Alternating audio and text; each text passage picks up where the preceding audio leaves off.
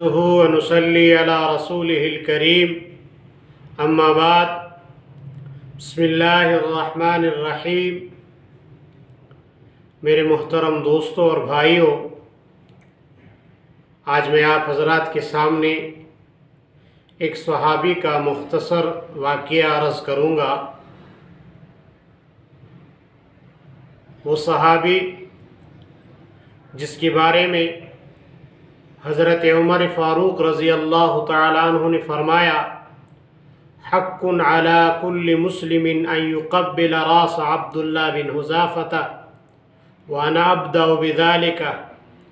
ہر مسلمان پر حق ہے کہ عبداللہ بن حذافہ کے سر کا بوسہ لے، اور میں سب سے پہلے اس کے سر کا بوسہ لیتا ہوں۔ یہ حضرت عمر فاروق رضی اللہ تعالیٰ عنہ نے ان کے بارے میں فرمایا۔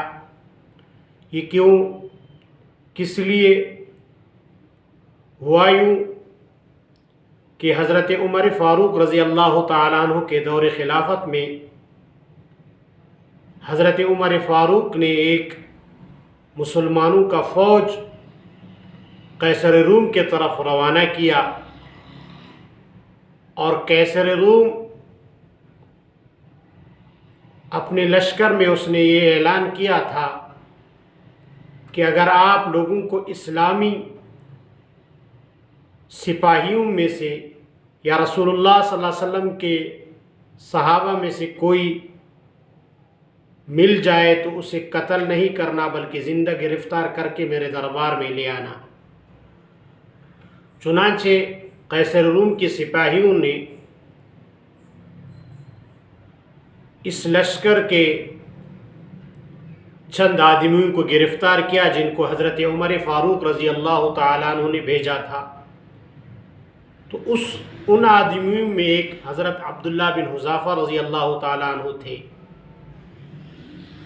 جب ان کو قیصر روم کے دربار میں لے کر گئے اور سپاہیوں نے قیصر روم سے کہا کہ حضرت عبداللہ بن حذافہ یہ رسول اللہ صلی اللہ علیہ وسلم کا ایک جانثار صحابی ہے جنہوں نے ان کی دعوت پر لبیک کہا تھا، یہ ان کے جانباز سپاہی ہے۔ تو جب اس کے دربار میں ان کو لے کے گیا تو انہوں نے ایک پیشکش کی اس کو، قیصر روم نے حضرت عبداللہ بن حذافہ رضی اللہ تعالیٰ عنہ کہا کہ اعرض علیک ان تتنصر، میں آپ کو پیشکش کرتا ہوں کہ آپ نصرانی عیسائی بن جائے، یعنی دین اسلام کو اور دین محمدی کو چھوڑ دیں۔ یہ قیصر روم نے حضرت عبداللہ بن حذافہ سے کہا اور یہ پیشکش ان کو کی، اور پھر کہا وَإِن فَعَلْتَ خَلَّيْتُ سَبِيلَكَ وَأَكْرَمْتُ مَثْوَاكَ، اگر آپ اس میرے پیشکش کو قبول کرو گے تو میں تمہیں آزاد کروں گا اور تیرے اکرام کروں گا۔ حضرت عبداللہ بن حذافہ رضی اللہ تعالیٰ عنہ نے فرمایا، ایسے پیشکشوں سے مجھے موت قبول ہے، میں 1000 مرتبہ موت کو قبول کرتا ہوں، لیکن اس پیشکش کی میرے ہاں کوئی حیثیت نہیں، میں اپنے ایمان نہیں چھوڑوں گا۔ تو انہوں نے ان کو شیشے میں اتارنا چاہا اور تعریف کرنے لگے کہ آپ سمجھدار بندے ہیں، انی لاراک رجلا شہما، میں آپ کو سمجھدار بندہ دیکھتا ہوں، آپ عقل مند ہیں، آپ ہوشیار بندہ ہیں، اور اگر آپ میرے اس پیشکش کو قبول کرو گے تو میں اپنے حکومت میں آپ کو شریک کروں گا۔ حضرت عبداللہ بن حذافہ رضی اللہ تعالیٰ عنہ نے فرمایا، آپ مجھے عرب و عجم کے سلطنت دے، میں اپنے ایمان کو نہیں چھوڑ سکتا۔ تو بادشاہ نے کہا میں آپ کو قتل کر دوں گا۔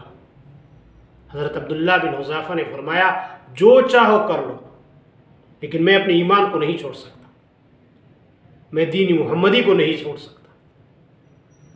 اس دوران قیصر روم کے بادشاہ نے اپنے جلاد سے کہا کہ اس کو زنجیروں سے باندھو اور پھر اس کے ہاتھوں کے اطراف میں گولیاں چلاؤ۔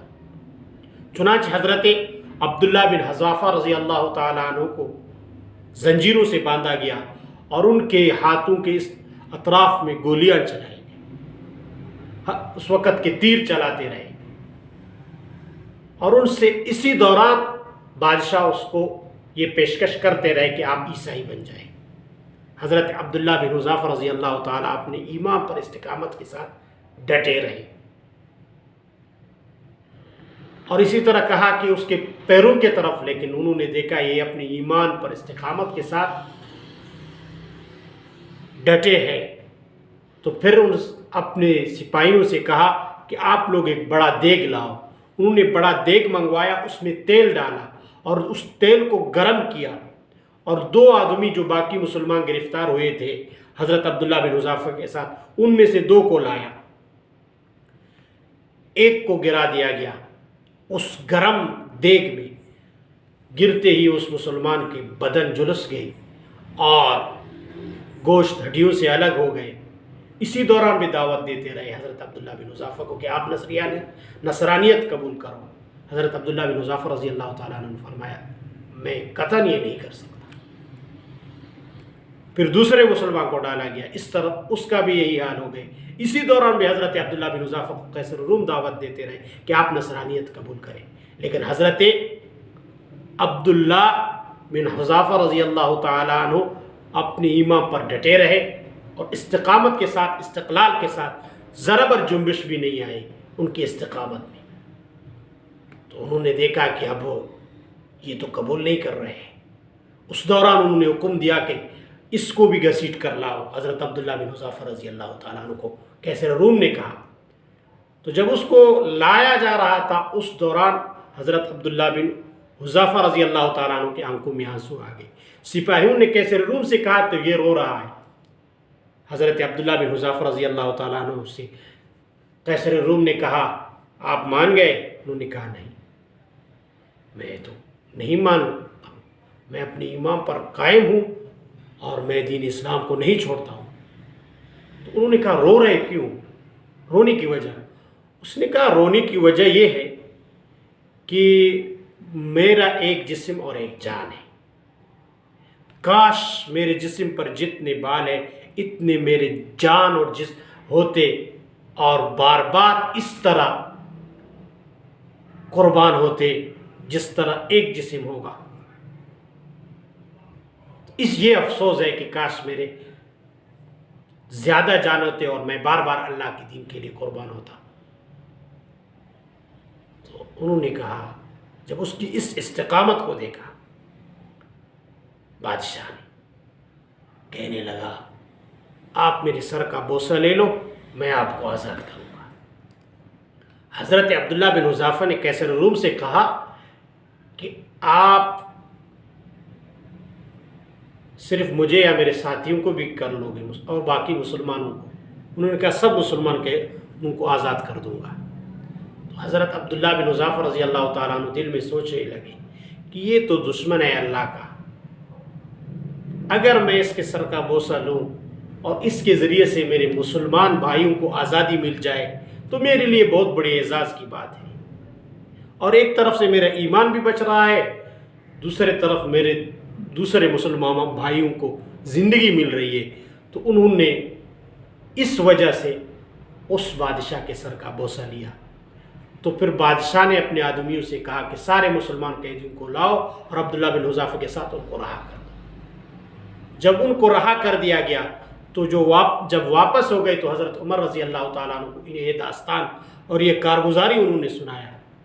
تو اس دوران حضرت عمر رضی اللہ تعالیٰ عنہ نے فرمایا حق علی کل مسلم ان یقبل راس عبداللہ بن حذافہ وانا ابدأ بذلک، ہر مسلمان پر حق ہے کہ عبداللہ بن حذافہ رضی اللہ تعالیٰ عنہ کا سر کا بوسہ لے، اور میں حضرت عمر رضی اللہ تعالیٰ عنہ یعنی فرماتے کہ میں اس سے ابتدا کرتا ہوں، کیونکہ اس نے ایک تو اپنے ایمان کو بچایا ہے، اس کے ساتھ اپنے مسلمان بھائیوں کو بچایا ہے۔ تو اس واقعے سے ہمیں یہ پتہ چلتا ہے کہ صحابہ کرام کتنے دین کے لیے قربانی دے رہے تھے، اور ان پر کتنے بڑے بڑے آزمائش آئے، اللہ نے ان کا کس طرح امتحان لیا۔ لیکن انہی کے بارے میں فرمایا ان الذین قالوا ربنا اللہ ثم استقاموا، جب انہوں نے کہا ہمارا رب اللہ ہے تو پھر اس پر ڈٹے رہے، چاہے جو آزمائش آئے، جو مصیبت آتے رہے، اس پر استقامت کے ساتھ، ایمانی قوت کے ساتھ ڈٹے رہے۔ اور اسی طرح اللہ تعالیٰ نے ان کو ہمارے لیے مشعل راہ بنایا ہے، اور ان کے واقعات کو دیکھ کر ہمارے ایمان کو تازگی ملتی ہے۔ انہوں نے کس طرح دین اسلام کو کے لیے قربانیاں دی، اپنے جانوں کو قربان کیا، اور کتنے آزمائشوں سے گزرے۔ آج ہمیں جو دین ملا ہے آسانی کے ساتھ، ہم چھوٹے سے چیز پر بھی دینی فریضہ کو اور دینی احکامات کو توڑ دیتے ہیں۔ تو ہمیں چاہیے ہم بھی اللہ کے دین کے احکامات کی پابندی کریں اور صحابہ کرام کے نقش قدم پر چلیں۔ اللہ تعالی ہمیں عمل کرنے کی توفیق عطا فرمائے۔ وآخر دعوانا الحمدللہ۔